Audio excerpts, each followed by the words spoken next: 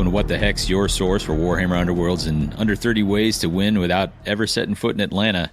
I'm your co-host, Davey, and my gambling co-hosts are all with me as well. I've got Zach. How are you, Zach? Hey, doing all right. Skylar, how are you? Why am I gambling? You're about to find out.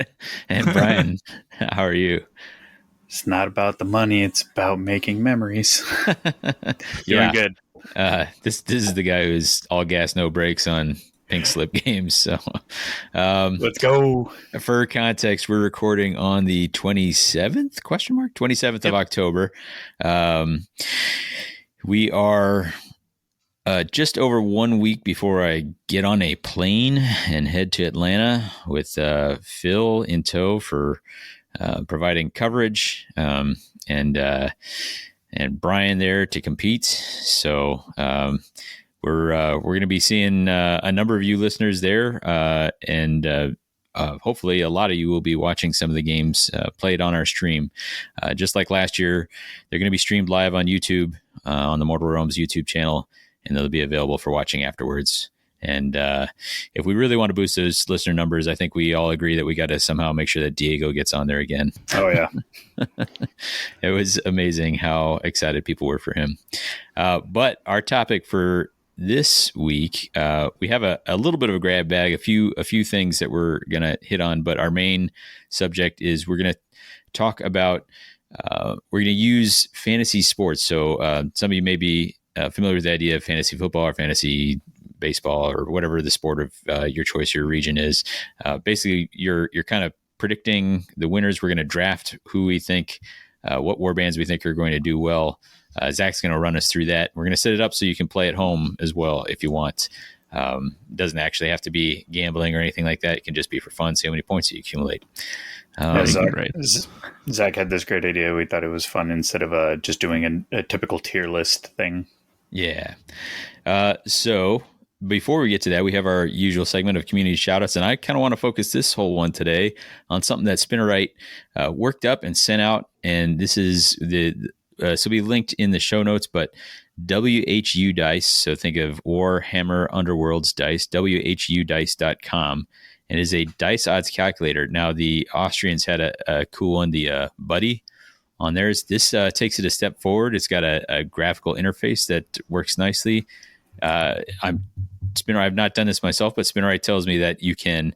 It's compatible on iOS and Android, so you can download it, have access to it when you don't have the internet, and so it's a dice roller that'll tell you the odds of success, odds of failure, but more importantly, the odds of stand fast, the odds of overrun, and you can adapt it to include rerolls on both sides and all that sort of thing. And really enjoyed playing around with this thing, and I think he said it's good to go, good to be shared live. So go check it out. It's really awesome. It's great for figuring out just how terrible that miss you just had was. So Can confirm that it works on Android, like as a I forget the term for it, but yeah, you open it up in a web browser and save it to essentially save it as an app, which it prompted me to do. Like, so nice. It just straight let me know, hey, this is something you do. I was like, let's check it out. Works great. And I can also confirm its awesomeness. Yeah. Yeah, really cool. I when we were playing some practice games, the stream, I was hopping on there after some rolls and informing people what the odds of that were. But it's been really cool for doing some of that stuff where you're like, all right, I always wonder, is it better for me to delve and be staggered or not? And so you can look at different use cases, like, hey, if they're attacking on 3 swords and I'm on 2 dodge, is it better for me to delve or not? But yeah, so a really cool one, and you should go check it out. Links in the show notes, but WHUdice.com. And big thanks to Spinnerite for putting that together. Super cool. But we are going to move on. Before, though, we get to this fantasy draft, there was a topic that we wanted to kind of cover, and I don't know if it would be accurate to call this the elephant in the room, but it is on the minds of some folks with the approach of Worlds coming up here. And that is the fact that a number of the competitors, myself and Brian included, are content creators who had an early look at, review copies for some of this content.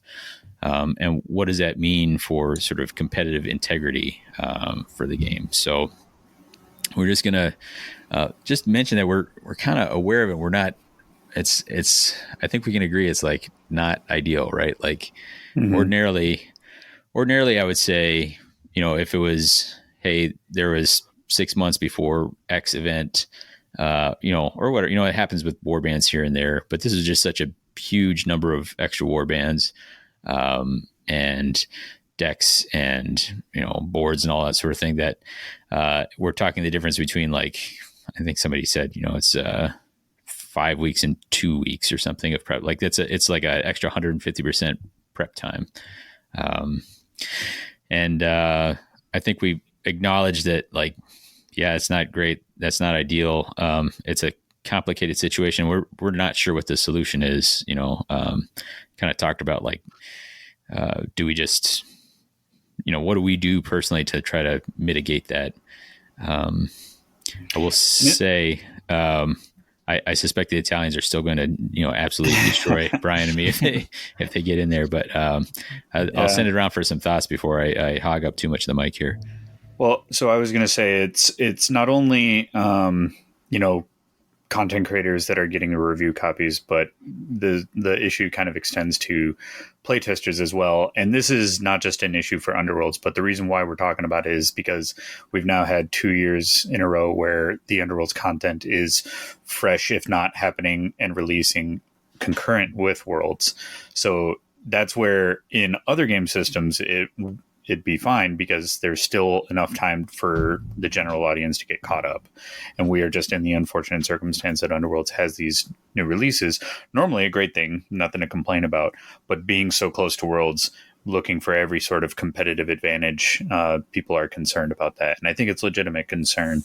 But it extends to not just reviewers, but also playtesters. But it's just something that 2 years on, it's sticking in people's craw, I think. I think, if we had seen content creators filling out the top 16, both previous years and maybe this year, then there's a real, consideration there for enacting change.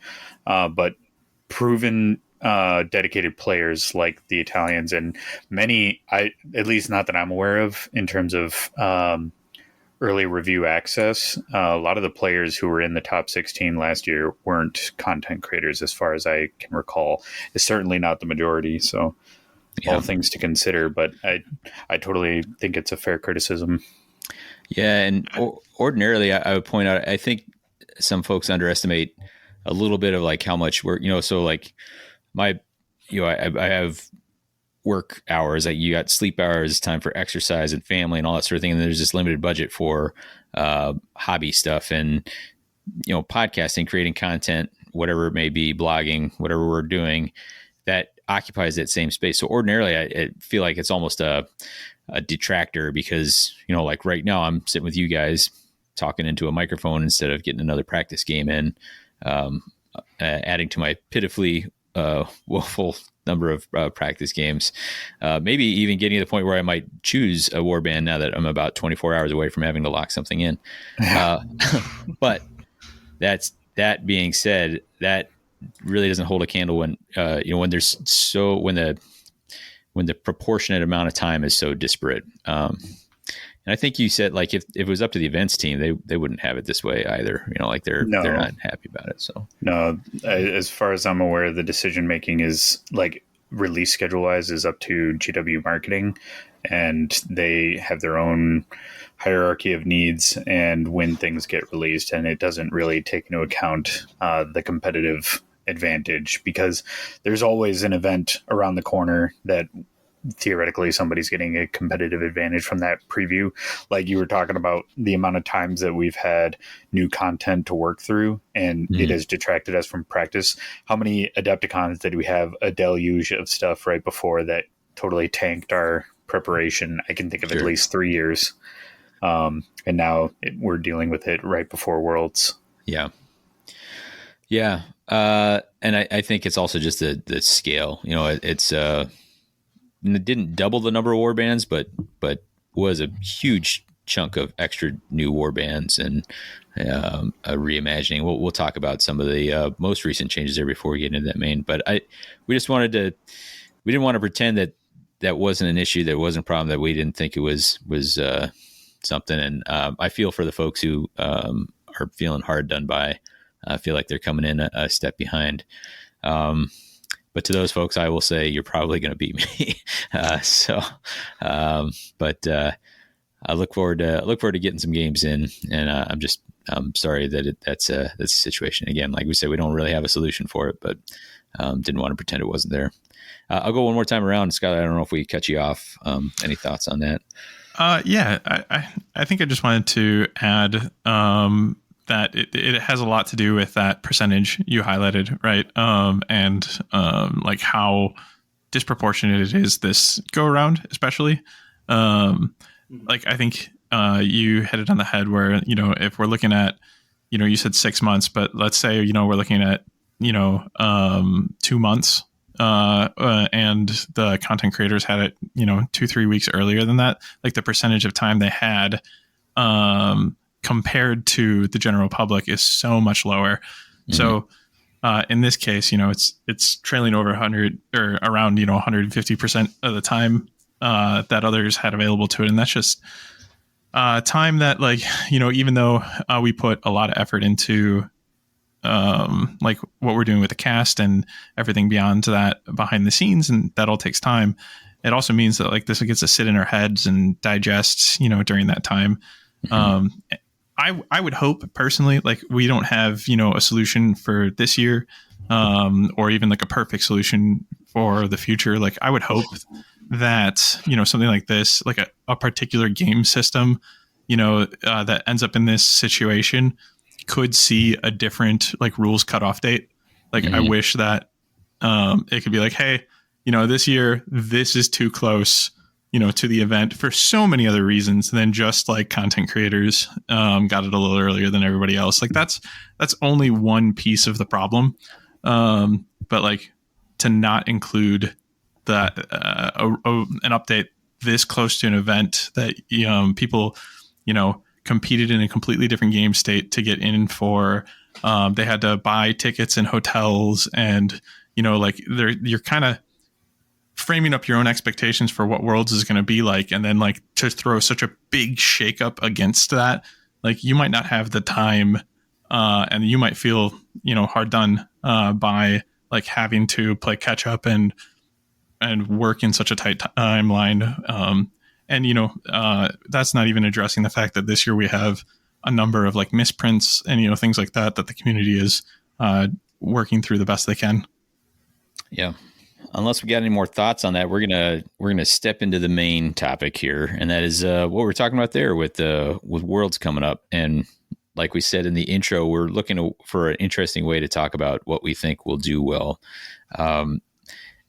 For this purposes, Zach came up with the idea of a fantasy draft. So Zach, well, first of all, if somebody's not familiar with the idea of fantasy sports, what is the concept there? Yeah, so fantasy sports, for anybody who hasn't done it, basically you select a team. Or have, and neither mind.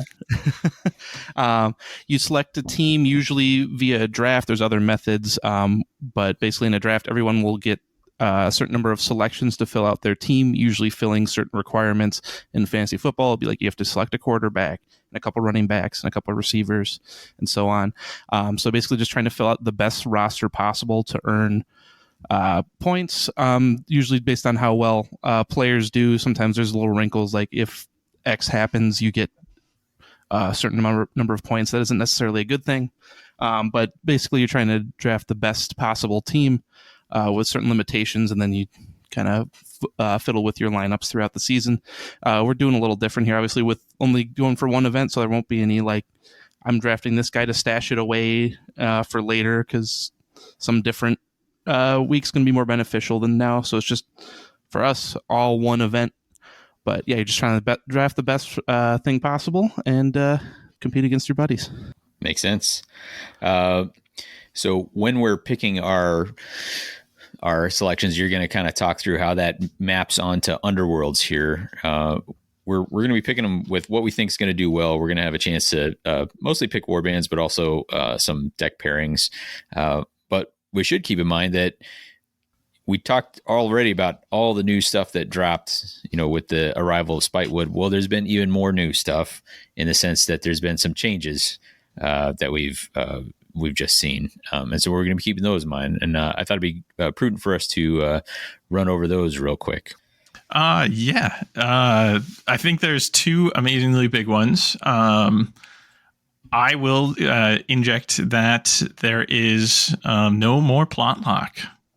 So you can pair two decks together. Any two decks. So you're just like, hey, want to get into Underworlds? Grab that deck and that deck. Doesn't matter that they have a plot card each. No. Yeah. Go for it. That's huge. When you guys heard this, did you immediately think like, like there's a combo that I'm worried about? Or did it seem like, yeah, it seems fine? Or what was people's reaction when they heard this? I can finally build Edge of the Knife and Countdown to Cataclysm. It's like the first thought. Yeah. Yeah. No, funny enough, the other ones I kind of went, I don't know that that's actually any good, but I guess I can try it now. Yeah. Yeah. I mean, for me, it was, I've been really impressed with Deadly Synergy. So just like, there's all these other things I could pair Deadly Synergy with. And even some of the stuff that I thought would be really good. Like we were talking about this guy like, Deadly Synergy and Edge together. Oh, it's going to be so great. And I was like, it was not as great as I thought it was going to be. But that was kind of some of the fun developments that came from that. Absolutely. Another big one is token placement. I think this is huge. There's no longer a requirement that any player place a token in neutral territory, which makes being the second person to place tokens not as punishing as it has been recently. Like for a while there was like, I place second, I only place two of them, and one of them has to be in neutral. So I really only have say over a single token, and you could just end up with some like really hoping like, oh man, I hope I don't have to pick the board because I really don't want to have such a disadvantage on tokens. So a little more fluidity there. That's the change I'm like weirdly even more excited about than like you'd think that being such a purveyor of deck builds, I would be super thrilled about the plot lock being released, and I am very much so. But like the fact that our placements are unlocked, it just opens up so much more like thoughtful placements and intention, and like I think it's just going to result in more varied and interesting games. Mm-hmm. Brian, I think you're among the crew that had some dire concerns about the state of Zarbag's Gits. I think that's another important change here, right? Yeah, Fungal Burst was going to ruin a lot of people's days. So glad to see these guys appropriately get a bit of a nerf on that. Biggest one being that Fungal Blessing is now just a once per game. The Slaying Fighter is staggered instead. Much deserved nerfing of that. I think the cap on their Inspire went up as well. Yeah, and that's relevant, but since their fighter card stats don't go up a defensive stat, I was much less concerned about their Inspire wall. But yeah, the Squigs also can't hold after they are used with too bouncy, or not too bouncy, make some noise. So that is a reprieve for a round. So I'll take it. I mean, I think it's mostly going to be, I don't know. When I was playing as Gits and Squigs couldn't hold, it was nice to put them onto tokens just to kind of reserve it. But I often would then languish with, oh, well, now I got to spend an activation to move it off. And then is a Grot able to get back on it before an opponent can? So, it's both a blessing and a curse. I probably would have preferred to just see them be Squigs unable to hold entirely. But there's been a lot of changes, so we'll see how it pans out.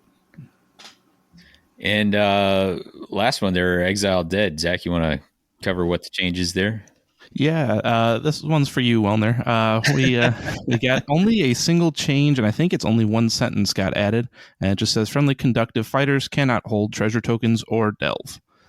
I think canonically that means that the conductive fighters are too bouncy. Too zappy, more like. But I think that's a neat change. Regulus is not conductive, so there's still 3 fighters that can hold and delve. So a little like the warband already does so much. So having 3 fighters, 3 like linchpin fighters, if you're going to have a hold strategy, because that is the more reliable scoring in the game, is feature token centric objective cards. So I think it's a neat. It's much better than just letting all the zombies do stuff, because under the old, like the original on release, they were like the apotheosis of pillage and plunder. It was like it was just completely unhinged. It'd be like scoring their objective deck inconsequential to also being massive aggro. Yeah, it took those surges and instead of them being like silky smooth, it was hot knife through butter, for a different metaphor. Like it was. They blink and they scored 4 surges or something. So, yep. I guess while we're talking about pillage and plunder, there's another change where there's an additional restricted card onto pillage and plunder. Oh, yeah. Hello, claim the prize. Just as we got Aqua Gyaranis tokens, which would be eligible for claim the prize, straight to the R camp with you. Yeah. Along with Delving for Wealth, which I think those are the 2 cards that could take advantage of getting something out of Delving Aqua Gyaranis from Aqua Gyaranis to Aqua Gyaranis. Yeah. Yeah. My sense is that people will still take that deck, but it is hopefully enough to shave a little off the edge of the power there. Yeah, the Surge pack there is insanely good, so taking 2 of the simplest and most like inconsequential things to do with that deck, I think it's super fitting. Yeah. And then I think it's just worth mentioning there are still a few things to be sorted out. We were receiving some communication. Sounds like they're in the process of adjusting a few things, like Wormspat, their Blades of Putrefaction, unsurprisingly, is being modified on the timing to make it so that it will work. We're discovering that's just rules as intended. Like, yeah. But to a point, I think Val might have been the one to. Well, a number of people made this point, but like, we understand that they probably didn't write this rule to like not ever take effect unless you're making a power step attack or whatever. But then how exactly did they want it to work? Did they want it to work like only in the opponent's power step, or did they want it to work like, right. Like there's some assumptions we make. And so we have a best guess of when we talk about rules as intended, like we can confidently say they did not intend it to not work, but exactly how they intended it to work, it takes a couple of assumptions. So it looks like they're in a process of clearing some of those up, including some issues where the Warbands of Spitewood, the cards only release, there's been some disparities popping up with stat lines so far. Now I feel like I might need to go line by line through some war scrolls just to make sure. Yeah, and do like a full audit. Oh my gosh, I hadn't even considered that the problem could extend beyond fighter cards. Whoa! Give me another chance at that Rip-a-Bite. Come on, save it, please, save me. But to date, we're only aware of misprinting on Kikitaka and Jedrin. Yeah. Where if you got the card pack that just came with the cards, you have a worse stat line than if you got the Warband boxes, both for Jedrin and Kikitaka.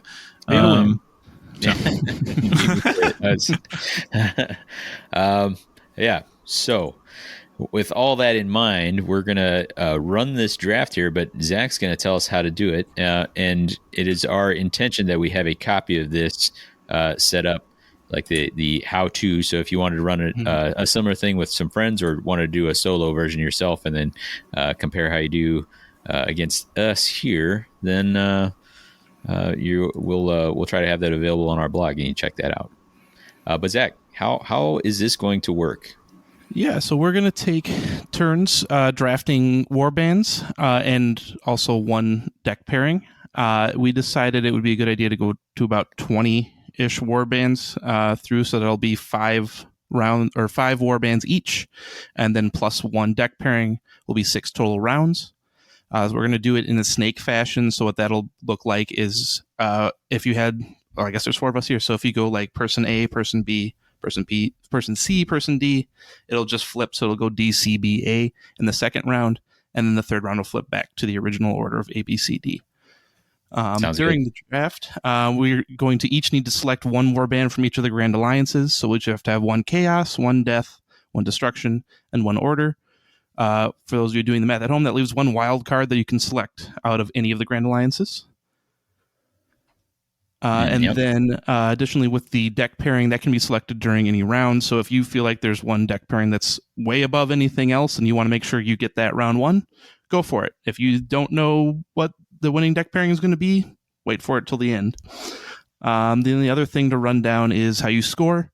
So what we're going to do for this is each pool play win. So in that first, I think, 2 days of it before we get to the top cut, each match win. So each win in the best of 3 is worth 1 point, and that's for each representative of that warband. So if there are 2 Wormspat players and they each win their first game, that's 2 points. Mm-hmm. If any representatives of the warband make the top cut, that's an additional point, and then we will only count points for the top cut games after that. Within the top cut, each match win is going to be 2 points. In the semifinals, we're going to do 3 points for a win. And then if you have the overall champion, that's going to be 4 points. Nice.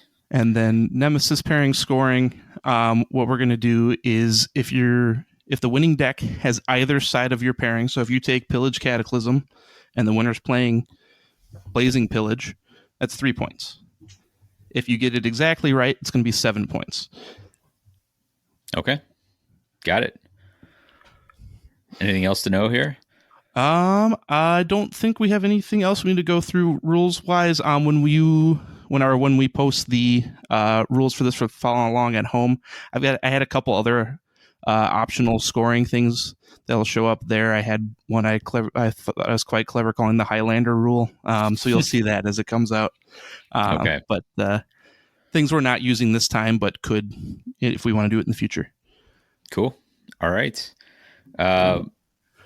What's our order here? We also didn't select it, so I'm gonna roll a dice and assign one of us to each of them. In our order here, I've got Davey. You're gonna pick hammers. I was gonna give you Fury, but okay. So Brian, you'll be on swords. Skylar, you're gonna be flanked, and I'm gonna be surrounded. Oh, Davey a crit.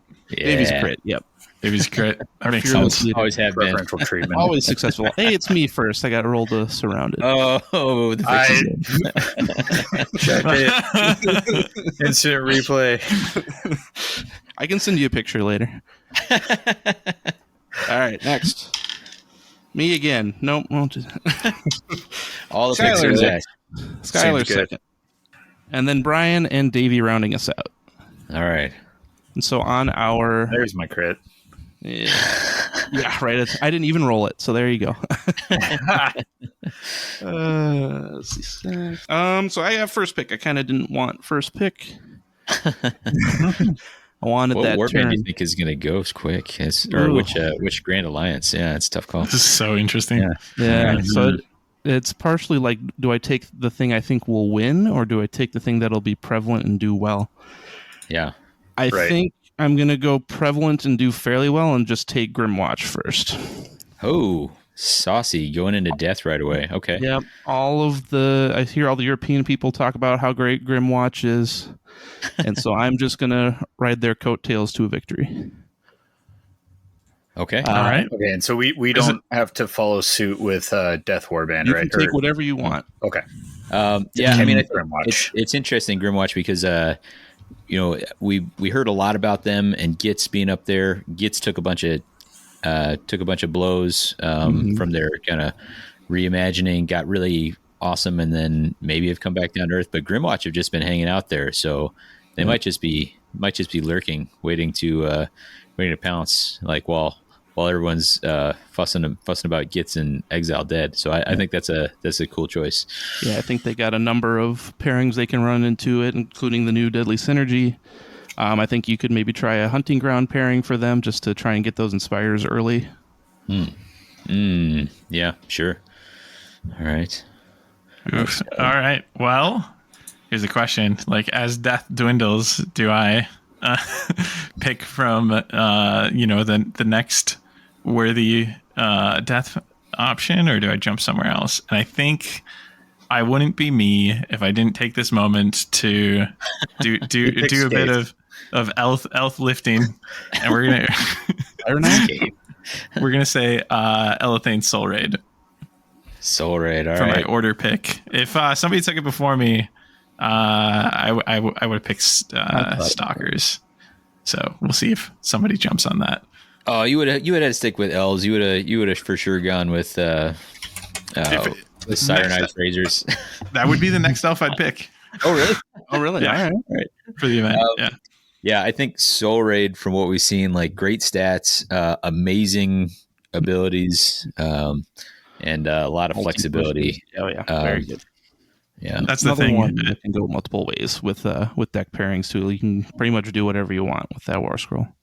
Yeah. And I think what we'll see excel with them is going to be those that lean into their flex identity and pick, some sort of token deck, like, whether that's Emberstone Sentinels or Countdown to Cataclysm or Pillage and Plunder. Like, as long as there's one part of the pairing focusing on feature token scoring and the other part is focusing on strike, I think that those are going to be the Soul Raid decks that do really well. Mm-hmm. And I'm Brian, excited how do to you see feel about Soul Raid? Dislike. They're just a personal enemy for me right now in what I'm running. So it's they're probably fine, but I have a personal loathing for them right now. Okay. Well, you're up next. What do you got? I'm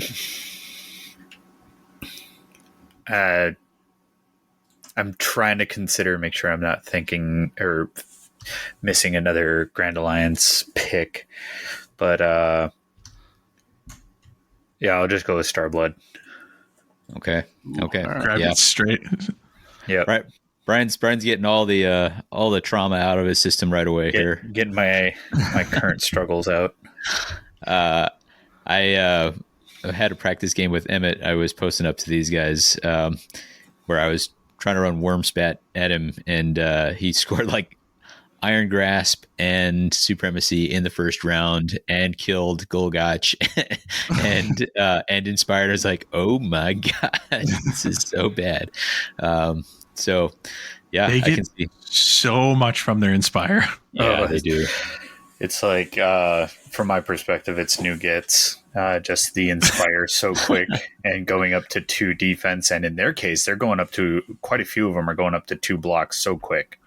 Yeah, we talked about this because you were saying like, oh, they Inspire so easy, and I was pushing back a little bit on that. I'm like, I think the other warbands fight them hard for it, and in the example where the game we were watching, I was like, they burned like some premium power cards to make it happen in that particular game, and needed. But they need they should. Yeah, well, they should. But what I was pushing back on was like, it wasn't necessarily easy. Like you had a fire power card hand, they had a fire power card hand, and even then it needed like a overrun from Clacktrock on a 2 dice with a reroll to like really lock it in. So, but it's again like it's worth the investment. They get wild. So, I want to add real quick that like putting Autopodal on the lone feature token in my territory. I threw that in Spinnerite's dice odds. It's bleak. Yeah. One of our practice games, Brian was testing out just staying at home, but a bit of the scoring said otherwise. So Autopodal was just like, how about I prevent all your scoring and just get this nice cozy little Iron Grasp spot. All right. Any other thoughts on the Stalkers here? Shout out to Phil. He'd be proud that they won the first round. No, they're good. They're all real right. good. Yeah. For me, I'm going to go strategic here because I think the pool's a little thin over in destruction, so I'm going to take a heavyweight out of there. I'll take Molag. Yeah, that was the other one I was considering. Good call. I was eyeing it up too. It's a slim category. I thought that I might be able to get through Davies back to back. I just think that War Scroll, he was already good. That War Scroll got better. There may be some I think they have some deadly synergy, but Barf still works great for him. Works better now. Yeah, right. Works even better than it did, and it was working pretty good before. So, I think there's a lot to like there, and I think there's some players that like that troll and have the reps with them, and they don't have to kind of relearn too much to be able to adapt to the new things there. And there is crazy amounts of healing available to Molag now, so I think we'll see plenty of Molag, and I think there'll be some wins there to drag some points my way. Let's see. Well, Order is a little safe now, Scott. Well, you guys might double dip on Order though. It's a big alliance. I wonder if I need to go back in there. Because we're that snake draft, right? So I'm up next. Yep. I think I got to go Order, and I think I'm going to stay aggro here. I'll go Jaws. I think the Jawsovits will still have a lot of game, so we'll go there. I think so too. I think they're already top of the pile. I haven't looked too much into them, but those snakes can activate some deadly synergy things real nice, like the snakes swinging. Crojax's Crojax's club is pretty wild. Or just providing any of the lizards a united status that they've effectively got flanked is pretty saucy. So I think that's I think we'll see that warband do well with some folks. So anyone else got some thoughts there? No, I think you hit it. I said it perfect. Yeah. That gives it back I think if they had been in the mix last year at Worlds, we might have seen a few less gore chosen in favor of Jurassic Park time. Mm-hmm. All right. Well, Brian, it's over to you. What do you got? I want to make a saucy dark horse pick, just because we haven't seen it locally, but I think it's going to be real good. But if there's not going to be many of them, but it performs really well, that's a good pick still, right? If it performs really well, it'll be better than something that performs okay, but there's a bunch. Okay. Yep. Kanan's Reapers. Ooh. Okay. Sure. I think they're going to love Deadly Synergy. They're already doing good stuff with Edge of the Knife. So I think there's a couple different combinations that people might run with them and do some good stuff. I think Hunting Grounds could also be good. So I think it's got the movement tech and a big boy to back it up. That tracks. Yeah, any warband that's enjoying Deadly Synergy is A-okay with me. I may regret this in a year's time, be really sick of Deadly Synergy, but I really love that deck so far. It's really cool. Yeah. Nice. I think this Spitewood box is a banger for a meta shakeup. I agree. Oh, well, yeah, I think Kanan will be there. I think I'll be shocked if it's not reprised. I'll let you at home ponder who might be reprising the role of. As if it's a wonder. I don't know if he'll go back to back with it, but that is his favorite. Mm-hmm. Yeah, he might. We're speaking about Mark from Path to Glory. He's an expert with the Warband, and I wouldn't be shocked to see it, but he might want to shake the expected and come up with something different, especially with so many options available. But whatever he's piloting, it'll be incredible. I don't know. The ability to have Kanan pass off his axe to one of the little guys is awfully tempting. It's awfully tempting for sure. Okay, so I'm up to bat here. I think what I'm going to do is I almost wish that it forced me to be in the dregs right now of these different different categories. Cause I feel like I get another prominent pick here, and I'm going to grab Thorns of the Briar Queen. Yeah. Man. Yeah. Shoot. I guess there's no way they're coming back around to me. that was my Torn is Thorns or Canaans. Yeah. I've been having a blast playing them, and I think that they're going to do extremely well. I think that they're actually going to be one of the warbands that helps scare Exiled Dead like away from the event. I don't think we'll see much Exiled Dead, and if we did, and they said dance, then the Thorns can just say, well, "Hello, D'Angelos, may I step in?" Along with a few other warbands that can get there quick and eat his lunch. So yeah, I think you'll see him. I think they could go so many ways. It's a very flexible frame, similar to my Soul Raid pick, where with Soul Raid, I think you should lean into like their flex identity across their pairing.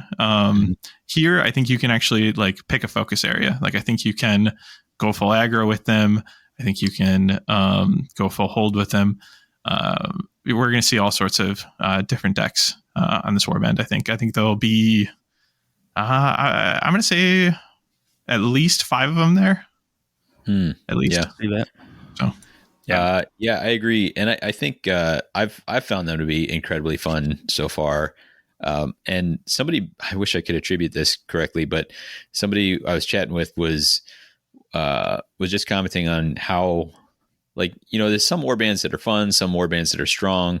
This one's strong and fun, but it also like really feels like it occupies its identity well, right? Like these ghosts that are just like appearing all over the place, like they really feel like ghosts again, like no one of them are just like crazy powerful, but just the swarm of them like popping up all over the place. Like it has that verisimilitude or whatever. Like feels you got good. the Exiled Dead horde of zombies that are mobbing you down, and then meanwhile you have the Thorns that like pop up behind you and give you a jump scare. Yep, mugging you back there. Yeah. But I agree, Skylar. I think their pairings are really surprisingly wide open. I think there's a ton of stuff that they can do successfully. Yep. Agree. Back to back for me then, huh? Nobody's taken Chaos. And I'm Weep. wondering if you guys think that Chaos is like all equally as strong, or if everything in there is just so weak. I've got 2 picked out, and I was like, I looked at the draft order and went, I don't think Zach's going to do me dirty and pick back-to-back Chaos. I think I'll slip one of these through right after this. Yeah, I got a couple up there I would be totally happy with. I've got a couple down in order I would be fine with, since you guys have all grabbed those. I think I'm going to go Destruction. And I think I'm going to take Borget. Good pick. Yeah. I think they got hit a little bit with the pillage extra restriction. I don't know how much of a difference that makes for them. I guess depends on pairing, but I still think quite strong. Uglug's still an absolute tank, and can put out a lot of good damage with those guys, Borget and Uglug. Yeah, and the defensive stat lines right out of the gate are really, really strong, and can, if you are not a warband that's packing inherent accuracy, it can be just a real tough sledding early going. And I think they, not to be a broken record, but some of their abilities really lend themselves nicely to, guess what, deadly synergy. So I would be curious to see how often that makes it into a pairing. Oh yeah, they can set up supports real easy with that push. Yeah. All right. My second, Skylar, I don't think I'm doing you dirty, but I am going to do Brian a little dirty and take Gardeners here. All right. Whoa. I was going to say, either I'm going to bet on myself or somebody else is going to believe in me too. Yeah. That's a warband. I don't know how many people are going to show up playing them, but I can feel pretty guaranteed that anybody who does is going to do quite well, or at least be very practiced. I can't wait to let you down and tank this whole result. I mean, I think what they bring is what they always have, which is there's very few things that are absolutely guaranteed in this game, and Gardeners bring that. Like they bring this fighter will not die next round. Like it's really difficult to say that beyond a shadow of a doubt, and they are able to say it early and often. So I think having that level of certainty really provides them something that helps them go the distance. So I think it's a strong first pick for Chaos. Mm-hmm. So I'll jump on the Chaos train, and are we going double Nurgle? Is that what's about to happen? I think the pick of prominence here is Wormspat, but I'm gonna because there's a game to this, right? Like I think I'm learning, Zach. Like if I think the field is going to be comprised of a bunch of Wormspats and only a few Skittershanks claw packs, and I think the claw pack is going to excel, then maybe I pick that. So that's what I'm going to do. Okay. I'm going to lock in on Skittershanks claw pack here, and I'm surprised not to see more people talking about Skittershank. And that kind of goes locally as well as just like the general chats that I'm in. I think they just have amazing stats, frankly. And a really pretty nice war scroll, like the a distraction built in. You can't hit any of my important fighters built in. Rerolls against move or your you take a damage. Yeah, like that's a saucy war scroll. I don't know why I just simplified it to stats. That's actually what I care way more about. Is a lot of my favorite abilities actually in the game, and it feels really good on their assassin identity. Brian and I talked before about, I think actually this probably made it into the speed round episode you did on how they kind of make Kamendor's blades look like a joke now, which is a bit disappointing. So soon. But being able to apply and threaten, a 1 damage bleed effect essentially across a round instead of just an action is huge. Yeah, that's great. Brian knows what I'm talking about here when I say, like, sometimes you take a loss. I took a loss to these guys in a practice game. And sometimes the losses really loom large, and so like everything I'm like building, and like, oh, but what if I play against Skittershank? Like, oh my god, like I can't keep this leader alive. I can't take this. And I'm like, I think any warband's gonna have a hard time keeping a leader alive against this warband. And I think it's a real interesting potential meta pick, counter pick on Mollog. If you think there's gonna be a lot of Mollog, well, Skittershank I think has pretty great shot at him. Like you can get him staggered with I never remember the names of these guys, but the assassin. Well, any of them can do the stagger smoke bomb. You just got to. Well, there's a stagger smoke bomb, but there's one guy got it on a ranged attack. He can just creep. Creep can stagger the target early, and then you send the rest in with cleave or grievous and rerolls. And Skulk has to be inspired, and so. So you could, if you've already smacked him for 3 damage with that ranged fighter. Or no, you're right. Creep also has it. Yes, sir. Creep starts with it, yeah. Potato brain. Chalk that up to new dad mode. Yeah. And whereas I have to chalk up my errors to old dad mode. Brian, I think you're new dad. You're up. Right. Okay, so I think it is kind of slim pickings in destruction after Mollog and Borget are picked up. I think those are both really good picks. I'm amazed we haven't seen more Morgox, but I kind of want to fall back on that just being like another really strong elite 3 fighter. But I'm gonna bet on the players and choose Zarbeg's Gits, even with all the nerfs. Oh, you faked me out. I was like, yes, he's leaving Gits behind. Because you're right. Like, the only people that are bringing Gits at this point are coming in with confidence. At this point, they are practiced. It's just going to make this argument. I personally don't think... they're coming from such a high place, even with, like, before the new box set, before the new Grand Alliance box set kind of set them... to this new slippery Git mode. Like they were already strong. I think they took a bit of a hit with all the inspires because you will be able to farm them a lot better, and that is a big detractor to them. The double defense was such a brick wall and in some games that couldn't farm, but I think I genuinely have a lot of reservations about the warband now. I think they're in a good, healthy place for the meta, but I think the players that are going to choose to still bring them and are not afraid are going to perform well. Yeah, I think can't argue with that pick. Real solid there. I think especially scurry, they just like all that mobility stuff, scurry and the make noise like that just gives you options that are pretty great. And volley being global now. Oof. Yeah. You're still just doing one after you're still just doing one shot after a successful archer shot, but now you don't have to have them within 3 of each other. Sure. All right. Well, I need a death, a chaos, and a wild card. And there are 3 deaths off the board. Your deck pairing as well, if you'd like to do that. Yeah, I think the deck pairing, that maxes out at, if either side. So either the most side is 3. So are we not allowed to pick the same deck? Like if I pick Blazing something, or is nobody else allowed to pick Blazing? I think just same pairing, or do you want to do straight up so same have decks? To offset it? I think same pairing, right? Yeah. Okay. So if I take Blazing Pillage, Brian can take Pillage Cataclysm as an example. Yeah. Yep.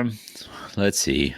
Well, I don't know why I thought six picks could go by and Thorns would still be on the board. So that's crazy for me. I don't know if any of you are going to go back into death for another go. So I might put that on the back burner for now. I think I will go with Worm Spat. I think those stat blocks. I'll go with Worm Spat for my next pick. I still have the same sort of concern that I had when I first looked at them, which is I'm not. They just have great stats and a good war scroll, but it doesn't scream at me like do exactly this. But I think a elite aggro where you've got a range 2 and a range 4 that are both pretty good attacks for later in the game is pretty handy. So I think their stats will carry them a ways where they can make up for lack of a real obvious plan. So, I think more than anything, they're gonna deny an easy like bounty harvest. So like where other elite warbands, you will eventually chip down 2 of them. I think you can only reasonably guarantee 1 throughout the course of the game. Let's see. And then for my next pick, I think Order is such a big grand alliance, so there's a lot to root through there. I think but also Chaos, I could go. I think Gore Chosen probably still around. But I think I'm going to go Emberwatch. I think Emberwatch have a lot of cool tools they can use. They can be flexible with their game plan. And I think it's another one where the players who've been playing them have played them long enough and often enough that they can adapt to a changing landscape. So, Emberwatch for me. Davey, the first one to grab his wild card. Mm-hmm. Yep. And a good pick. That was one of the 2 I was eyeing out of order. So getting a little sweaty over here.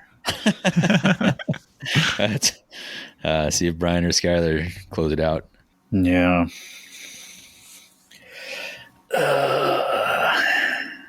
We need like a ad break here while Brian. We're getting down to the wire. So again, my debate is the pool deep enough?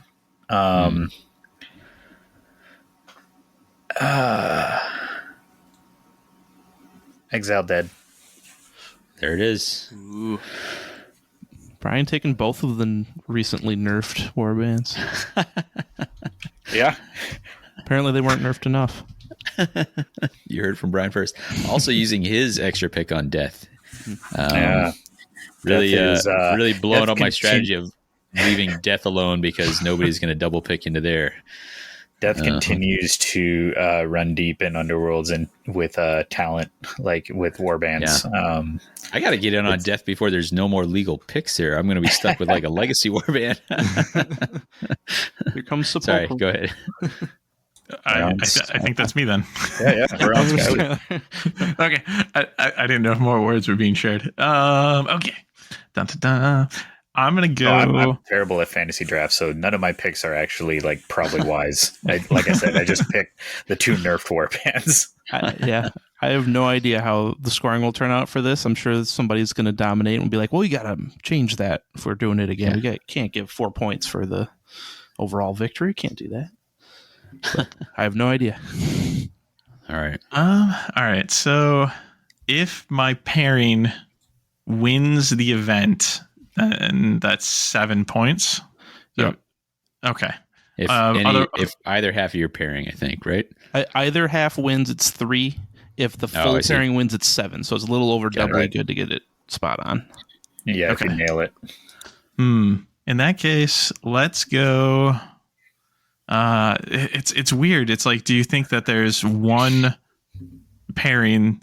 Like you have to have a warband in mind. Like a pairing doesn't stand on its own. So like you have to be thinking like, okay, I think this warband is going to carry this pairing all the way through.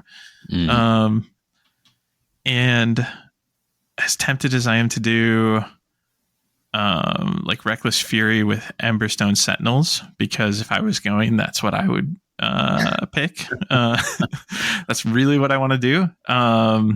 Let's see. I'll do Deadly Synergies with I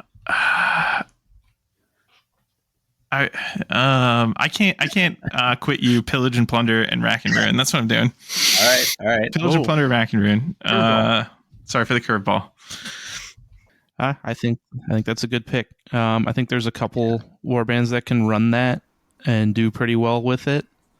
Is this you hedging your bets, like taking 2 decks that you think are going to see at least one of in the top, or are you? I think so. It's hedging bets, is what it is. It's hedging bets, yeah. It is and isn't. Like you and I both like Pillage Rack as a combo, right? Like that. Yeah, that works on its own too. So, yeah. But yes, I think it's the best pairing for Ilthari's Guardians currently still on the board. Ilthari's Guardians.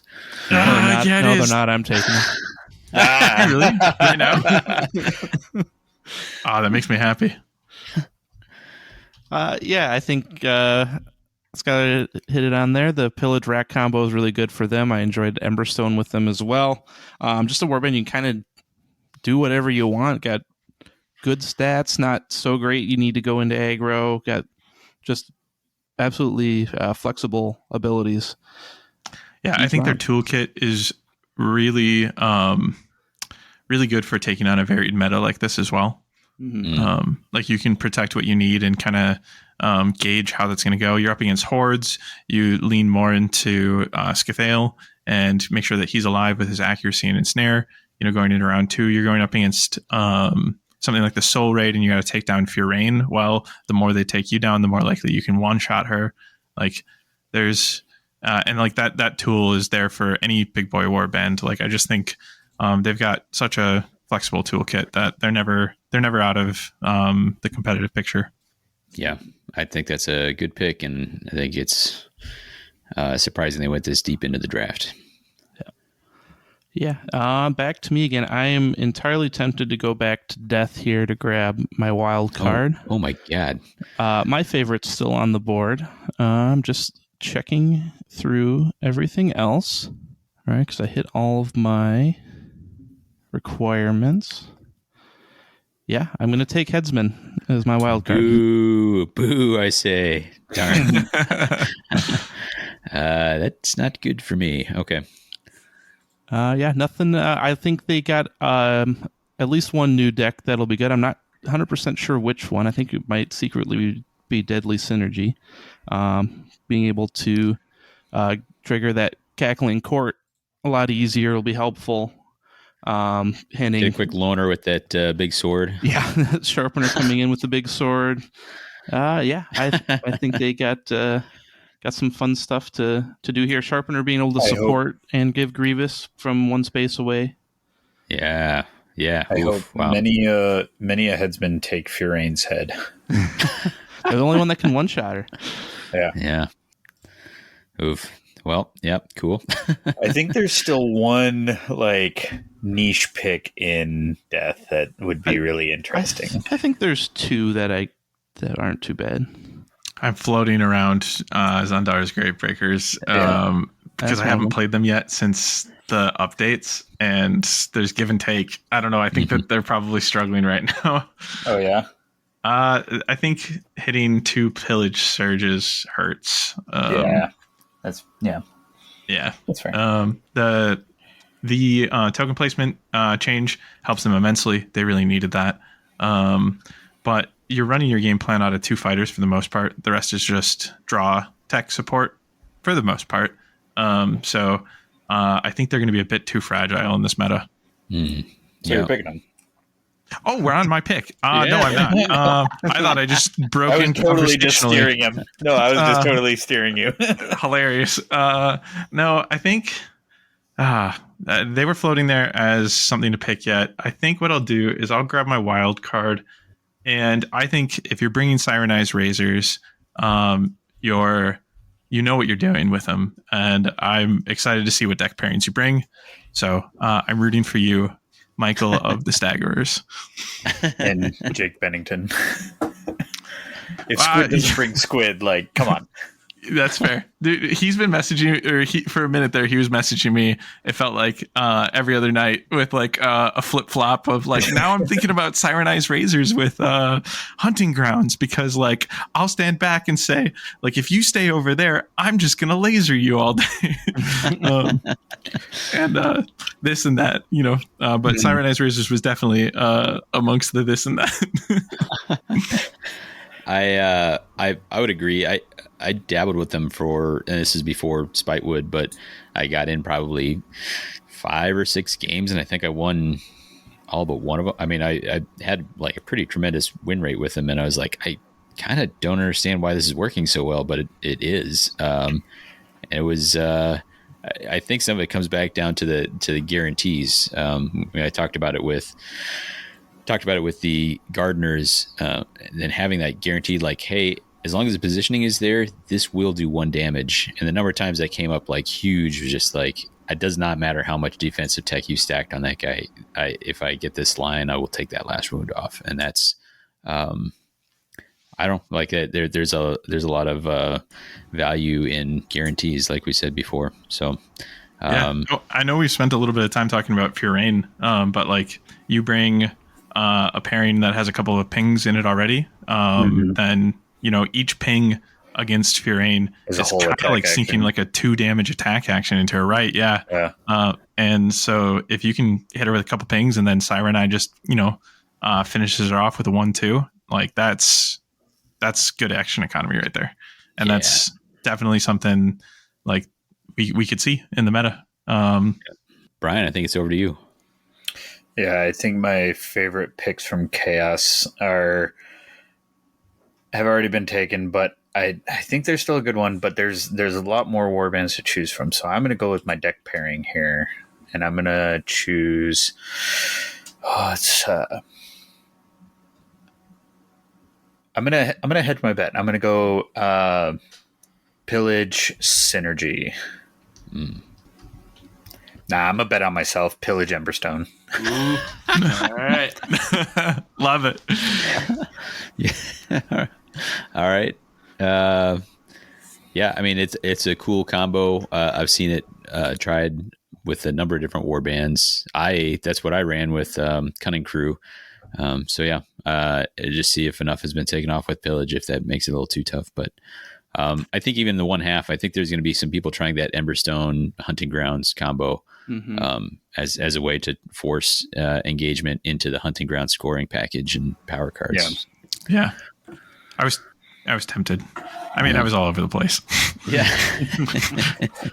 It's one of the cool things about all this deluge dropping just before is meta's wide open. Nothing's been decided. Yeah. All right. Well, now the grand flaw in my strategy is revealed in that I have to go pick from death with it being absolutely ransacked. I think my legal picks remaining are Velmorn, Skinnerkin, Zandara, and Sepulchral Guard. Crimson Court too, but I don't know. Yeah. How could you forget? Yeah, I could. I have some intense grudge against Crimson Cord, and I don't know where it comes from, but like, I just don't like them. What? It has nothing to do with edition. It has nothing to do with I think the models are cool. I think I just don't like vampires, but I'm tempted on Sepulchral Guard because a certain young Austrian thoroughly humbled me with them in Vassal League. It was quite a sight to see. I thought I was doing great, and I was not. But I don't know that we're going to see much of that with, I think anyone who likes that play style is probably going with some of these other options. I really wanted to get Headsman, and I should have jumped on that earlier. Zach got me. Yeah, but it's my fault for waiting this long. I guess I'm going to have to go. I don't know. I'll go for the models. I'll go Velmorn. I don't think it's the strongest, but I think there's something there, and I think they got a little more gas in the tank than the other options open to me. So I think I'll take a hit here, but maybe make it up on the other picks. And then I go straight in. Slap that quote on a box. Repackage Velmorn right now. Slap that on a box. Let's see. I'm down to just my deck pairing here, and I can't not pick Deadly Synergy as much as I've talked about it already on this episode. So I'm going to go Deadly Synergy and Blazing Assault. Nice. Yeah, I think there's a couple warbands that use that specific pairing very nicely. That's specifically what I somehow talked myself out of. So yeah, I think that's a great pick. And looking at the power package for that, it's potent. Yeah, what do you cut? You just take a 30 card power deck because you can't cut anything. No, don't do that. I have played that specific combo before and found it quite good. I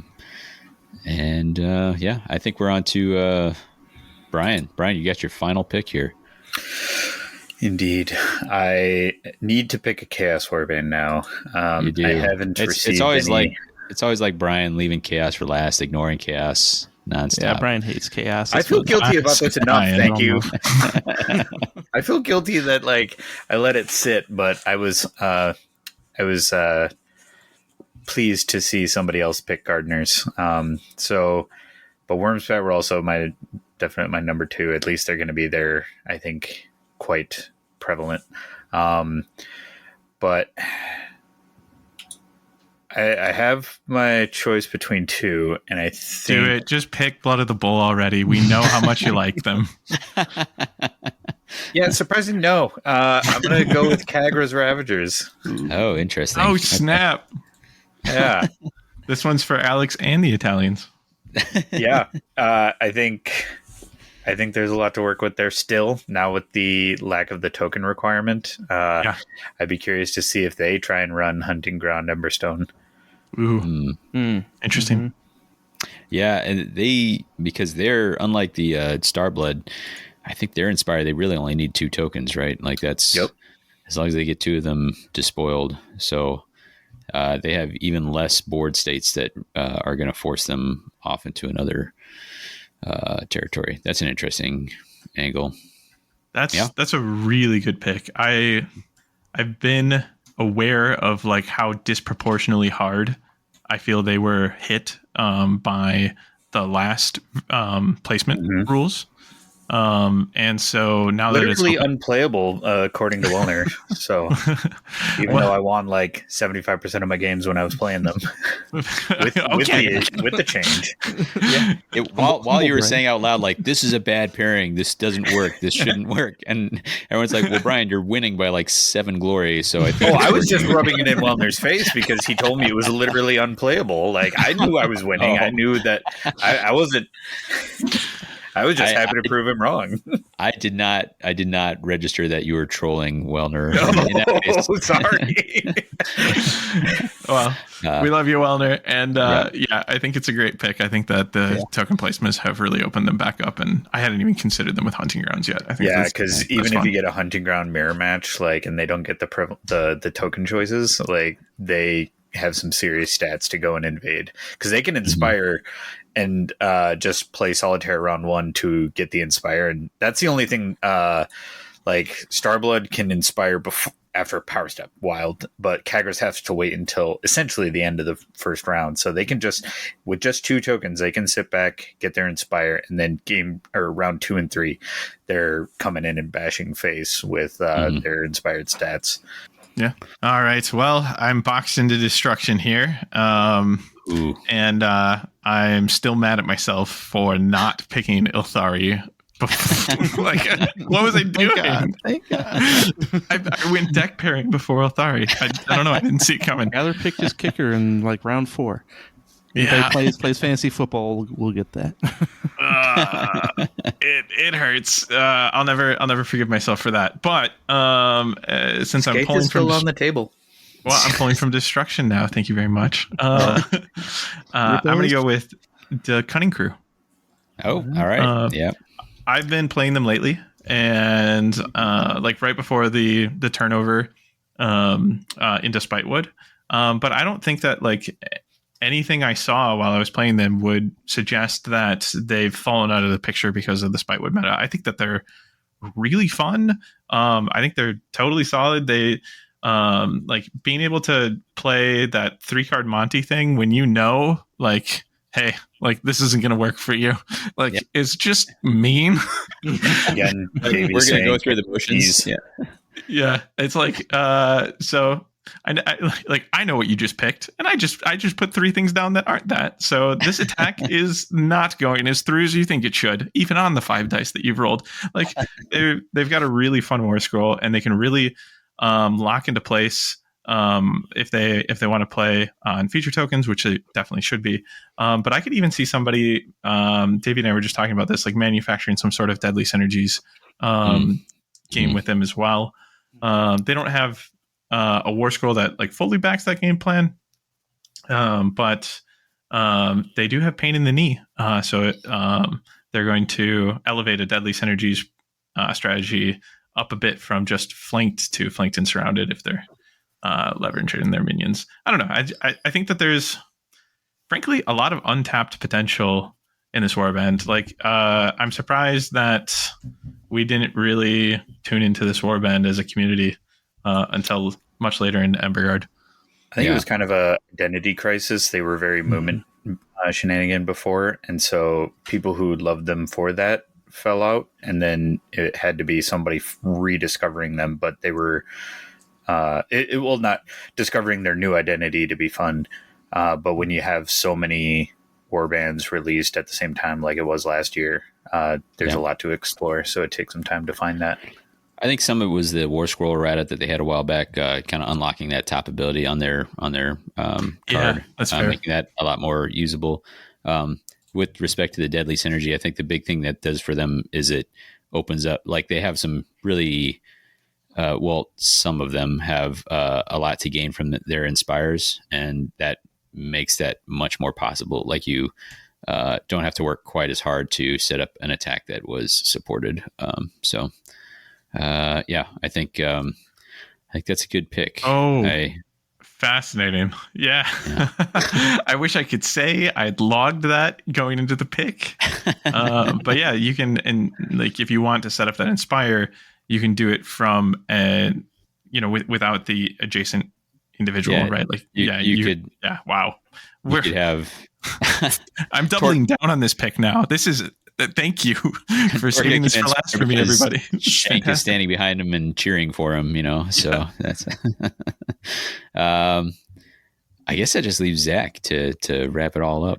He's got to pick his deck pairing.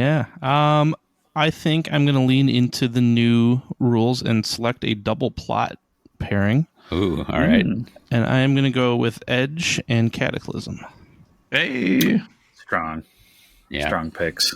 Yeah, wanted to grab something that neither part of we had selected already, and like I said, double plot. Double plot. Nice. And do you think that's the pairing, or do you think that you're hedging your bets and picking two strong picks? I think there's probably somebody out there that's going to run it. I don't know how good that is together, but I do think either of those could be part of a winning pairing. Mm-hmm. Yeah, it just kind of goes to show that we don't know. No idea. Yeah, we don't have enough time to try all these. Yeah, no one does. What a fun note to like kind of end on. Like this is a pretty healthy looking field. Yeah, I'm really excited to see how this all pans out this year. Yeah, what's cool is there's no picks in there, maybe with the exception of Velmorn, but where I was like this is a crazy pick. Like there's no way these like. There's some that'll be more surprised than others to see in like the top 4 or something like that, but none of them where I would just be like, I can't believe this happened. You know, like that's kind of that's a cool thing to see. That was really fun, Zach. Thanks for suggesting that. That was a cool way to go through that. I enjoyed that quite a bit. If I wanted to send it around, not for more picks, but is there anything not as something you draft, but any like super dark horse that you think like somebody might be brewing with and might surprise the world? You know, because like I said, I don't think we'd be surprised to see any of these like make the cut or something like that. But is there something that you think that the world would be surprised to see making the cut, but might actually do it if someone's cooking? I mean, if somebody can bring Thricefold now with their Vile Temptations and just. Like, that would surprise the heck out of me. No idea what to make of their War Scroll. I'd be curious to see how somebody playing Thundrix does now. I was just gonna say it. Why did I stay quiet? I honestly don't know how to judge. They're still on 2-speed, so they're gonna have a rough time getting over there. But if you're just hanging back and saying I'm gonna play Hunting Ground and Emberstone and I'll score enough and then ping you off a token so you won't score. Yeah, and with that range and accuracy and some of that setup, like even that pinned works pretty well. So, you know, yeah, I was running the pure Spitewood combo, the Synergy Hunting Grounds, and it was surprisingly effective. I think a weird dark horse could be Hexbane Hunters. Like I think Phil has done a lot to show me that before Spitewood, and now with Deadly Synergies available, and the dogs move in all the time. Like, I think that somebody could really surprise with that warband, especially if they're their main issue is damage, right? But if the field that they compete in, right, because everybody gets organized into pools, ends up being a ton of horde, I think they could do really well. Interesting. Plenty of Haskell admirers out there from past editions, so picking them back up doesn't seem too far-fetched. Dark horse for me might be Spike Claws Swarm. I think that is one of those that I think maybe it's even Staggerers like has been doing this project. Like, what if I built something that just never attacked? And I think they're the ones that could have like such a weird off the wall play style that somebody who's been working a lot with them might surprise people. I don't know if it's a dark horse pick. Like I was just joking about Thricefold, but I don't know if it's a dark horse pick. But like for me, it's the internet screeching meme of people saying 3 block with Blood of the Bowl. And I think it's going to take a really talented pilot in order to do that, so where it feels like it's always 3 block. Yeah. I don't think Demon Fortress comes so easily, and there's a lot of stagger tech out there. But I think if somebody has just been smashing practice games, if there's a certain Italian Alp dweller that is just smashing Chaos Dwarves and is just going to bring Demon Fortress for days, then I'd be really pleased to see it and see some truth to the legend. But I personally don't think Demon Fortress are as prevalent as the internet might say. I hear you. I think we were talking about this the other day, just like how much higher the skill cap is on those guys, like how much how much more skill it takes to manage that resource, that economy of the Demon Forge dice, when to spend, and how hard to go digging for them and all that sort of thing. So, yeah, I think I want Brethren of the Bold to be there and do well. Oh man, that'd be amazing. We got hit with Spitewood right when I went to go try Andy his build, and I still really want to put it to the table. It's actually Thursday Night Goals is trying out his Brethren build that he did really well with, and I know he's messaged since Spitewood dropped and been like, I think that there's something here, like I think both decks have something to offer for them, and yeah, I want to see it. I like that warband. I just want them to do well. Yeah, they're a lot of fun. Fair enough. Well, gents, I'm going to give it one more time around, see if anyone's got any last thoughts to share here before we wrap it up. Nobody picked Commodore's Blades, and that's probably our fault. Our fault? I think it's the fault of the War Scroll. Skittershank's fault. I know. But what I mean... I didn't pick Kurnos Heralds either. There are warbands that just don't do it.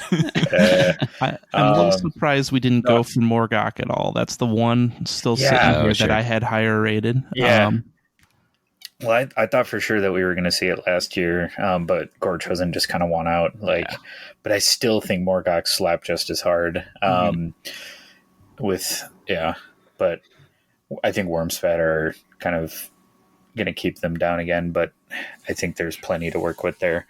What I was going to ask is, it might be silly to ask which country people want to put their bets on for winning it, and surprisingly enough, mine would not be Italians. I think the other three would.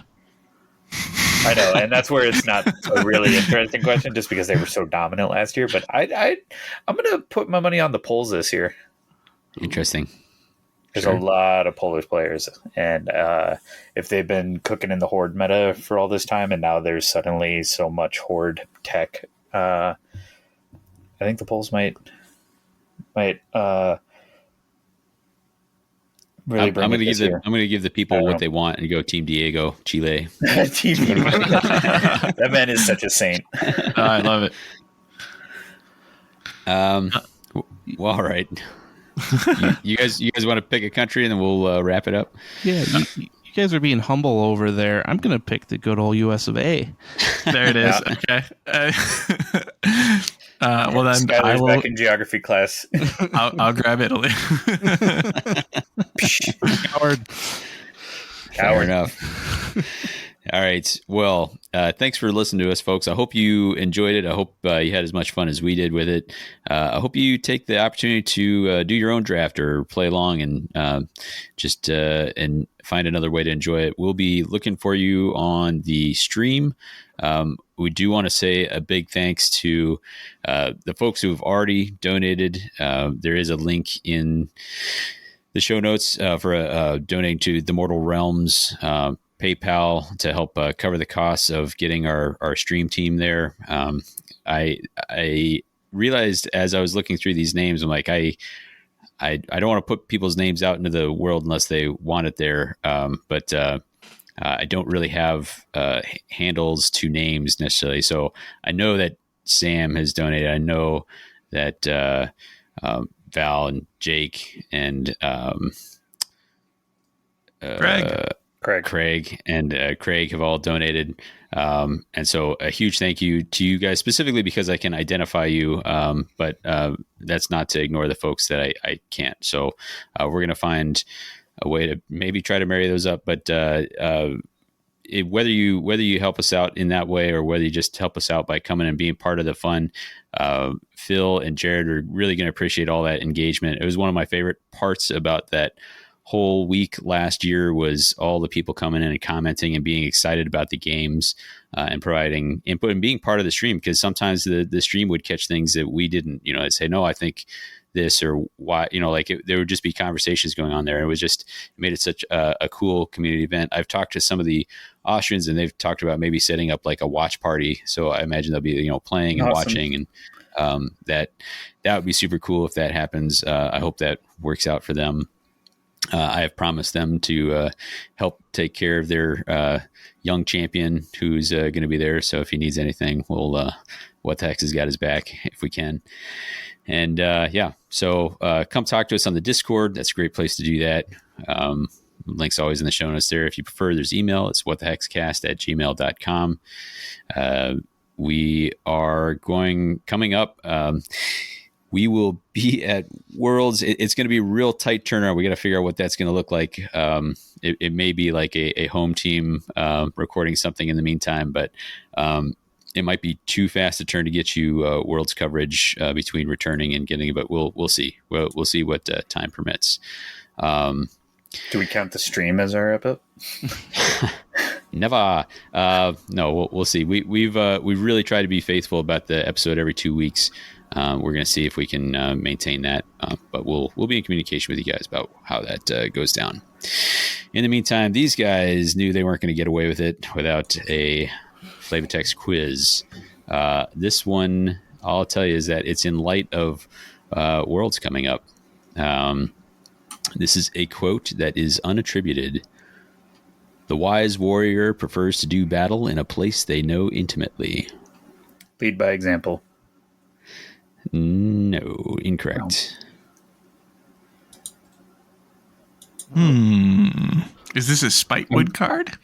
It is. I bet you could even guess based on that what I'm the going based off names. And I thought it was that one, but I'm going to give a little bit of time because I already know what it is now. Well, I think it's got to be Hunting Grounds. So I'm just like you are correct. Okay, we're getting closer. It's an objective. It is an objective. Okay. Card catalog. I'm just got to think of the title and the relevance to the topic. It's Home Advantage. Home Advantage. It is Home Advantage. And in light of the home advantage that we have, you recommend listening for this episode is North American Scum by LCD Sound System.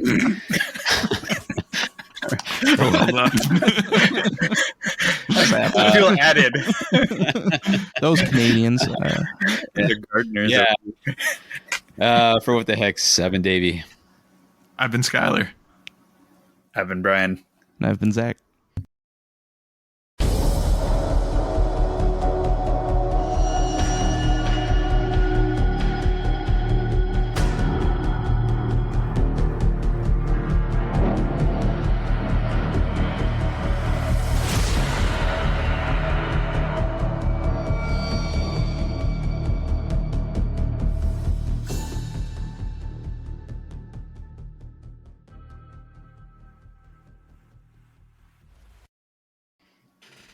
I'm always wondering how it's going to go when we have like 4 of us on that all have to sign off. But... All right, let me see if I can save this. See.